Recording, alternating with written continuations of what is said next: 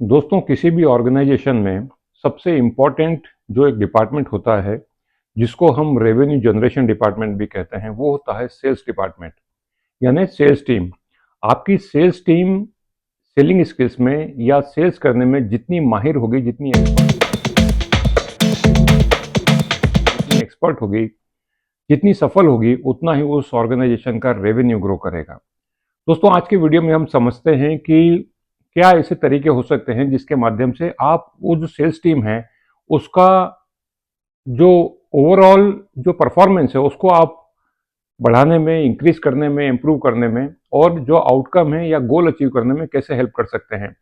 तो आज के वीडियो में हम जानने की कोशिश करेंगे कि क्या ऐसी कुछ छोटी छोटी टेक्निक्स हो सकती हैं जिसके माध्यम से वो सेल्स टीम जो शायद अभी गोल अचीव नहीं कर रही है या स्ट्रगल कर रही है या अचीव कर रही है, तो वो शायद जो पोटेंशियल है उसके अकॉर्डिंग अपना अचीवमेंट नहीं कर पा रही है, उसको जानने की कोशिश करेंगे। और आज के वीडियो में मैं आपसे शेयर करूंगा कुछ ऐसी छोटी छोटी टेक्निक जो कि हर एक सेल्स टीम को यदि आप बताएंगे या उनके साथ शेयर करेंगे तो हो सकता है उनका परफॉर्मेंस यानी उनकी सेल्स एज पर एक्सपेक्टेशन या एक्सीड द एक्सपेक्टेशन हो सकती है। तो अगर आप ये वीडियो देख रहे हैं तो इस वीडियो को अपने दोस्तों के साथ, अपने सेल्स टीम के साथ जरूर जरूर शेयर कीजिए। और अगर आप सेल्स लीडर हैं या आप एरिया बिजनेस मैनेजर हैं या रीजनल बिजनेस हेड हैं या नेशनल सेल्स हेड हैं, तो ये वीडियो आपके लिए एक मील का पत्थर साबित हो सकता है, एक बहुत उपयोगी वीडियो साबित हो सकता है, क्योंकि इस वीडियो में हम इन्हीं सब चीज़ों के ऊपर बातचीत करने वाले हैं। दोस्तों, आगे बढ़ते हैं। मेरा नाम है पंकज शर्मा और मैं हूं सेल्स कोच और एक एचआर प्रोफेशनल पिछले 25 सालों से। और मेरा जो दोस्तों करियर है, मेरे जो करियर का 60% टाइम है वो सेल्स में ही बीता है। तो I was in the pharmaceutical sales, जिसमें कि जो मेडिकल रिप्रेजेंटेटिव होते हैं, एरिया बिजनेस मैनेजर होते हैं या जो रीजनल बिजनेस हेड होते हैं, मैं उस पद पर काम करता था। लेकिन इस जो सेल्स मार्केटिंग की जो छोटे छोटे न्यूआंसेज है जो मैंने सीखे हैं वो मैं आज को आपको बताने की कोशिश करूंगा। सबसे इंपॉर्टेंट चीज जो दोस्तों यहाँ पर होती है वो होती है कम्युनिकेशन स्किल्स। एक सेल्समैन जो किसी भी कस्टमर को इन्फ्लुएंस कर सकता है या किसी भी कस्टमर की नीड को आइडेंटिफाई कर सकता है, उसमें सबसे इंपॉर्टेंट चीज होती है, उसको बोलते हैं हम कम्युनिकेशन। अब यहाँ पर दोस्तों, एक जितने भी लोग जो सेलिंग स्किल्स या जो सेल्स का काम करते हैं अलग अलग इंडस्ट्री में, चाहे वो फार्मा इंडस्ट्री हो, आईटी इंडस्ट्री हो, टेक्सटाइल इंडस्ट्री हो, सॉफ्टवेयर इंडस्ट्री हो, किसी भी इंडस्ट्री में, उनके बीच में दोस्तों ये सर्वे किया गया कि ऐसे लोग जो कि किसी भी कॉल में जाने के पहले या कॉल में जाने के बाद जो डायलॉग करते हैं और ऐसे लोग जो मोनोलॉग करते हैं। अब ये डायलॉग और मोनोलॉग का अंतर दोस्तों क्या होता है? डायलॉग का मतलब ये होता है जब दो लोग आपस में बातचीत करते हैं, उनके बीच में एक्सचेंज ऑफ इंफॉर्मेशन होती है, थॉट प्रोसेस जो होती है वो एक्सचेंज होती है, और उसको बोलते हैं हम लोग डायलॉग।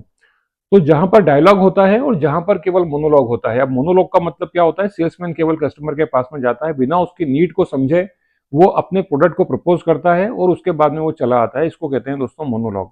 तो चाहे आप इंश्योरेंस सेलिंग करें, चाहे आप रियल एस्टेट में आप प्रॉपर्टी सेलिंग करें, चाहे आप फार्मास्यूटिकल में मेडिसिन सेलिंग करें, चाहे आप आईटी सर्विसेज में अपनी सर्विसेज सेलिंग करें, यहाँ पर हर वो कॉल जहां पर डायलॉग होता है वहां हमेशा याद रखिए कि जो प्रोडक्टिविटी है वो 40% हायर होती है। इसका मतलब क्या हुआ कि अगर आपकी आपकी टीम 1 करोड़ रुपए की सेल्स कर रही है और यदि मान लो वो मोनोलॉग करके आ रहे हैं, अगर वो लोग डायलॉग करने लग गए हर एक कॉल में, तो वहां पर सेल्स का जो परफॉर्मेंस है वो 40% हायर हो सकता है। अब दोस्तों, ये आपकी जिम्मेदारी है कि अपनी टीम तक ये जो बात जो मैं आपसे कह रहा हूँ ये पहुंचाना और उनको ये बात बताना कि उनके लिए कितना जरूरी है कि कस्टमर की नीड को समझें। और नीड समझने के लिए कुछ इंपॉर्टेंट चीजें होती हैं जिसको हम बोलते हैं कि आस्किंग क्वेश्चंस। तो बिना आप समझे कस्टमर की नीड क्या है, उनका ओवरऑल फाइनेंशियल स्टेटस क्या है, उनकी एग्जैक्ट रिक्वायरमेंट क्या है, आप कैसे प्रोडक्ट प्रपोज कर सकते हैं, या अपने प्रोडक्ट को जो आपके पास में ऑलरेडी बना हुआ है उसको कस्टमर की नीड के अकॉर्डिंग कैसे कस्टमाइज करके उस कस्टमर को इन्फ्लुएंस कर सकते हैं, and you can fit in that product as per the need of the customer. अब यहाँ छोटी छोटी चीजें होती हैं दोस्तों, जहां पर सवाल पूछने की बात आती है या कस्टमर को एंगेज करने की बात आती है डिस्कशन में। Mostly people they don't want to discuss, but क्या आप ऐसे कुछ छोटे छोटे जो कंसर्न एरियाज हैं उनको छू करके, उनको टच करके, can you really make your customer to speak something with you? तो अलग अलग जो इंडस्ट्री है दोस्तों, वहां पर डिफरेंट टाइप की सेलिंग होती है। तो यहाँ पर अगर आप अंडरस्टैंड कर पाते हैं, एग्जाम्पल के लिए समझने की कोशिश करते हैं कि मान लीजिए एक इंश्योरेंस का जो एजेंट है या जो सेल्स मैनेजर है वो किसी कस्टमर के पास में जाते हैं, लेकिन वो जाने के बाद सीधे अपने प्रोडक्ट पिच करते हैं कि उनके पास में यूलिप प्लान है, ट्रेडिशनल प्लान है या एंडोमेंट प्लान है। लेकिन उनको ये पता ही नहीं है कि उस कस्टमर की नीड क्या है, उनको ये पता ही नहीं कि उनके घर में 2 बच्चे हैं छोटे-छोटे, जिनके लिए अपनी डॉटर के लिए उनको लॉन्ग टर्म एजुकेशन की प्लानिंग करना है, अपने बेटे के लिए उनको एजुकेशन की प्लानिंग करना है, बच्चे को बाहर भेजना है, तो जब तक वो बड़े होंगे, जब तक वो कॉलेज जाने लायक होंगे, तो उनके लिए वो पैसा कहाँ से आएगा। वो दोस्तों उनके लिए एक कंसर्न एरिया है। दूसरा कंसर्न एरिया हो सकता है कि वो अपनी रिटायरमेंट प्लानिंग करें। तो यहाँ पर दोस्तों उसको बोलते हैं फैक्ट फाइंडिंग करना या कस्टमर की नीड को आइडेंटिफाई करना। ये तो एग्जाम्पल हमने दोस्तों लिया इंश्योरेंस इंडस्ट्री का, ये किसी भी इंडस्ट्री का एग्जाम्पल हो सकता है। मोस्टली ऐसी जगह पर जहां पर नीड तो होती है, लेकिन वो नीड दबी हुई होती है, यानी वो हिडन नीड होती है। उस हिडन नीड को एक्सप्लिसिट नीड में या ठीक तरीके से वो कस्टमर एक्सप्लेन कर पाए, उसमें कन्वर्ट करने की जिम्मेदारी होती है उस सेल्स मैनेजर की जो उस कस्टमर के पास में जा रहा है। इसीलिए सबसे इंपॉर्टेंट चीज दोस्तों यहां पर होती है कि आप कॉल में जाने से पहले, इंटरेक्शन करने से पहले क्या होमवर्क करते हैं। आप इस चीज को ध्यान रखिएगा कि आप होमवर्क करके करके जाते हैं। जैसे एग्जाम्पल के लिए उसी हम इंश्योरेंस इंडस्ट्री के एग्जाम्पल को लेते हैं कि यदि आप किसी कस्टमर से मिलने जा रहे हैं तो आप उनकी एज देख लीजिए कि उनकी एज क्या है। उसके बाद में उनका प्रोफेशन क्या है वो देख लीजिए, और जो वो काम करते हैं उसके अकॉर्डिंग उनकी एनुअल इनकम क्या हो सकती है ये आप समझ लीजिए। या अगर आप कॉल में जाने के पहले ये कुछ प्राइमरी जो प्रिलिमिनरी इंफॉर्मेशन होती है वो अगर आप गैदर करके जाएंगे तो आप शायद अपने प्रोडक्ट को ठीक तरीके से या अच्छे तरीके से पिच कर पाएंगे।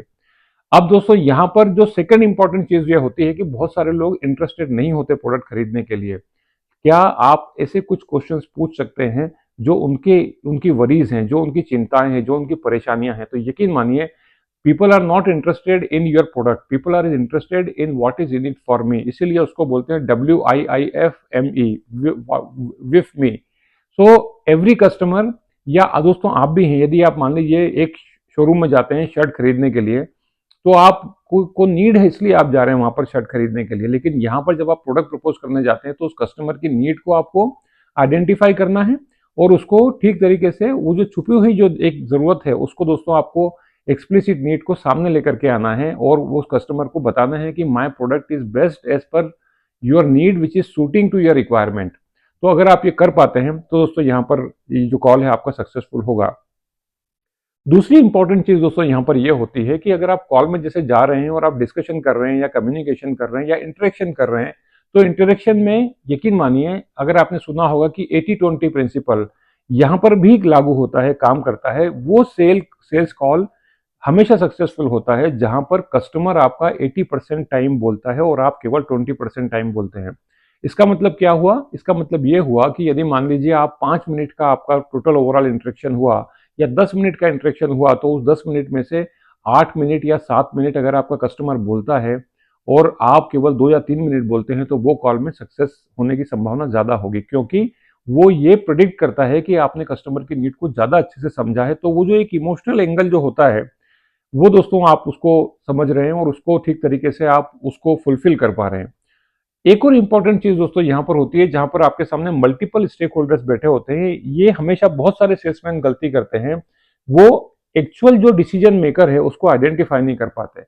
उसको आइडेंटिफाई ना करने का दोस्तों जो हर्जाना है, जो खामियाजा है, वो उनको भुगतना पड़ता है, बिकॉज वो डिसीजन ले ही नहीं सकते। मान लीजिए 4 लोग आपके सामने बैठे हैं या 2 लोग बैठे हैं, हस्बैंड वाइफ बैठे हैं, और आप हमेशा हस्बैंड की तरफ इंडिकेट कर रहे हैं जबकि डिसीजन मेकर वाइफ है, और हमेशा आप वाइफ की तरफ इंडिकेट कर रहे हैं जबकि डिसीजन मेकर हस्बैंड है। तो ऐसी जगह पर दोस्तों आप कुछ न्यूआंसेस जो होते हैं हस्बैंड एंड वाइफ के, जहाँ फाइनेंस मैटर की बात आती है, जहाँ इन्वेस्टमेंट की बात आती है, जहाँ पैसे की बात आती है, तो ये जानना बहुत जरूरी है कि उन दोनों में से डिसीजन मेकर कौन है, ताकि वो बाद में आपको फॉलोअप पे फॉलोअप और फॉलोअप पे फॉलोअप ना करना पड़े, और आप ये आइडेंटिफाई कर पाए कि आप सही जगह पर हथौड़ा मार रहे हैं या नहीं मार रहे हैं। अब दोस्तों ये जो हथौड़े मारने वाली जो कहानी है, ये बहुत ही दिलचस्प और बहुत ही अच्छी कहानी है। इसको ध्यान से समझने की कोशिश कीजिएगा, और ये कहानी अगर आपने अपनी टीम के साथ में शेयर करी तो मेरा दावा है दोस्तों आपके साथ में कि वो टीम जो शायद परफॉर्म नहीं कर रही है वो परफॉर्म करने लग जाएगी इस स्टोरी को सुनने के बाद। तो दोस्तों आगे बढ़ते हैं। एक बार एक बहुत बड़ा एक शिप था, पानी का जहाज था, उसके इंजन में कुछ खराबी आ गई। अब ये दोस्तों ये जो पानी का जहाज था वो बहुत इंपॉर्टेंट था उस शिपिंग कंपनी के लिए, जो कि बहुत ज्यादा रेवेन्यू यील्डिंग का काम करता था। वो उसका जो कमाई का सबसे बड़ा एक रिसोर्स था उस पूरी कंपनी के लिए। उसके इंजन में दोस्तों एक बार जब खराबी आती है तो उसके बाद वो क्या करते हैं, अपनी कंपनी के जितने इंजीनियर होते हैं उन सबको बुलाते हैं कि इंजन में क्या प्रॉब्लम है उसको सॉल्व करो। वो सारे लोग आकर के देखते हैं, फाइंड आउट करने की कोशिश करते हैं। वो बोलते हैं इंजन में कुछ प्रॉब्लम है but we are unable to understand, हमको ये समझ में नहीं आ रहा है कि इसमें दिक्कत क्या है, परेशानी क्या है। अब दोस्तों वो जो शिपिंग कंपनी का मालिक था वो अपने मैनेजर से बोलता है कि आप बाहर की जो दूसरी शिपिंग कंपनी के जो बड़े बड़े एक्सपर्ट्स जो इंजीनियर हैं उनको इनवाइट कीजिए, उनको बुलाइए और प्रॉब्लम को रेक्टिफाई कीजिए। वो भी दोस्तों वहां पर आते हैं। वो शिप दोस्तों इतना बड़ा होता है कि उसके ऊपर 10,000 एम्प्लॉय काम कर रहे होते हैं। दोस्तों वो भी उस प्रॉब्लम को आइडेंटिफाई नहीं कर पाते हैं। फाइनली दोस्तों वो जिस कंपनी से उन्होंने शिप खरीदा था उस कंपनी को कांटेक्ट करते हैं, यानी जापान की कंपनी थी। जापान के जो इंजीनियर्स हैं वो तैयार होते हैं आने के लिए। और वो जो आने के बाद में पूरा मुआयना करते हैं, पूरा सर्वे करते हैं इंजन का, तो वो बोलते हैं there is something very big mistake in the engine, we are unable to identify and understand. अब दोस्तों जो कंपनी का मालिक होता है शिपिंग कंपनी का, उसके पास में कोई रास्ता नहीं होता कि प्रॉब्लम को सॉल्व कैसे करे। तो दोस्तों फाइनली उन्होंने ये डिसीजन लिया कि हम इस बड़े वाले जो शिप है जिसमें 10,000 एम्प्लॉय थे उसको बंद करके एक छोटा शिप खरीदेंगे, इसको हम स्क्रैप में इसको बेच देंगे। अब दोस्तों ये खबर जब पूरे जितने एम्प्लॉय थे उन्होंने सुनी, उनकी दोस्तों हालत खराब हो गई, क्योंकि बहुत सारे कंपनी वाले जो कर्मचारी थे उनके लिए दोस्तों उनके जीविका पार्जन का, परिवार का लालन पालन का, भरण पोषण का साधन केवल वो जॉब था। अब उन्होंने जब सुना तो दोस्तों वहां पर एक बड़ा टेंशन वाला माहौल हो गया।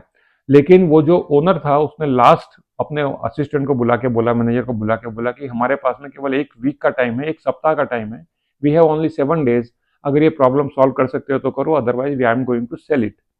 अब दोस्तों वो जो उनका असिस्टेंट था उसने कुछ सुना था कहीं पर कि ये पास के गांव में एक व्यक्ति रहता है, वो काफी सीनियर है, बहुत बूढ़े बुजुर्ग है, वो बहुत पुराना मैकेनिक है इन सब चीजों का, ये इंजन सुधारने का। अब दोस्तों वो असिस्टेंट जाता है गांव में उस व्यक्ति के पास में बातचीत करने के लिए कि क्या आप आकर के हमारा इंजन देख सकते हो। वो बुजुर्ग व्यक्ति अपने गांव में बड़ा आराम से बैठा होता है। वो बोलता है कि मैंने पिछले 10 सालों से तो इंजन छुआ ही नहीं है, बट हाँ एक ज़माने में मैं ये सब काम किया करता था। But don't keep any hope from me, मैं ठीक से चल भी नहीं पा रहा हूँ और आप मेरे को बोल रहे हो इंजन देखने के लिए। तो वो जो असिस्टेंट था वो उससे बड़ी निवेदन करता है, बड़ी रिक्वेस्ट करता है। उसके बाद में वो व्यक्ति आता है और दोस्तों बड़ी मुश्किलों के बाद में वो इंजन के पास में आता है और इंजन का एक राउंड लेता है। और राउंड लेने के बाद में उसके पास में कोई बड़े बड़े जो एपरेटस या मशीन्स या औजार नहीं होते। उसके बैग में केवल दो चीज होती है, एक होती है छेनी और दूसरा होता है हथौड़ा। अब दोस्तों वो जब छेनी और जो हथौड़ा होता है वो हथौड़ा निकालता है, उसके इंजन का चक्कर लगाने के बाद में एक पर्टिकुलर स्पॉट पे जाकर के उसको लगता है कि कुछ हुआ और उसके चेहरे पे स्माइल आती है। दोस्तों ये ठीक उसी तरीके से होता है कि इस पूरे माहौल में कुछ नहीं कर पा रहा है, कुछ भी नहीं साधन है सॉल्यूशन का, लेकिन एक व्यक्ति है जिससे थोड़ी सी लोगों को होप मिलती है। वो अपना हथौड़ा निकालता है और उस स्पॉट पे जोर से हथौड़ा मारता है और देखता है कि इंजन बिल्कुल चालू हो जाता है। जैसे ही इंजन चालू होता है लोग खुशियां मनाने लगते हैं, लोग सेलिब्रेट करने लगते हैं, मिठाइयां बांटने लगते हैं। दोस्तों सबका सब सारा का सारा जो प्रॉब्लम थी उसका सॉल्यूशन वो बुजुर्ग व्यक्ति देकर के चला जाता है। अब ओनर जो था दोस्तों वो बोलता है अपने असिस्टेंट से कि उसको जाकर के कुछ तो भी उसको देकर के आओ, उसने इतना हमारा बड़ी प्रॉब्लम सॉल्व करी है। गांव जाओ और उसको कुछ ना कुछ उसका जो जो पारितोषिक होता है, उसका जो मेहनत का जो मेहनताना होता है वो देकर के आए। तो वो व्यक्ति जाता है गांव में, उससे बोलता है कि आपको कितना पैसा चाहिए। वो बोलता है 1 लाख रुपए ले लो। तो वो जो बुजुर्ग व्यक्ति बोलता है उसको नहीं चाहिए 1 लाख रुपए। तो वो बोलता है 2 लाख रुपए ले लो। तो मना करता है कि 2 लाख भी नहीं चाहिए। तो दोस्तों को जो असिस्टेंट होता है बोला आपको कितना पैसा चाहिए।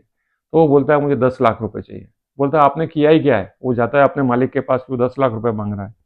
मालिक थोड़ा परेशान होता है, बोलता है उसने किया ही क्या है, he just took a walk for 5 minutes. उसने केवल इंजन के पास में देखा और हथौड़ा मारना, एक हथौड़ा मारने का 10 लाख रुपए कोई लगता है क्या। तो दोस्तों वो जाता है और बोलता है कि मेरे मालिक ने बोला है कि आप पूरा डिस्क्रिप्शन लिख के दीजिए कि आपने काम क्या किया है। अब दोस्तों यहाँ पर सक्सेस कैसे मिलती है उसको समझने की कोशिश कीजिएगा। वो बुजुर्ग व्यक्ति लिखता है, वो क्या लिखता है दोस्तों, अब इसको समझने की कोशिश कीजिएगा। वो लिखता है कि 1 लाख प्लस 9 लैक्स, 1 लाख रुपया हथौड़ा मारने का, लेकिन 9 लाख रुपए केवल इस बात के कि हथौड़ा कहाँ मारना है। दोस्तों हर एक कॉल में, हर एक कस्टमर के पास जब आप जाते हैं तो आपको हथौड़ा कहाँ मारना है ये आप हमेशा अगर समझ गए तो दोस्तों आपको उस कॉल को सक्सेसफुली क्लोज करने से कोई नहीं रोक सकता।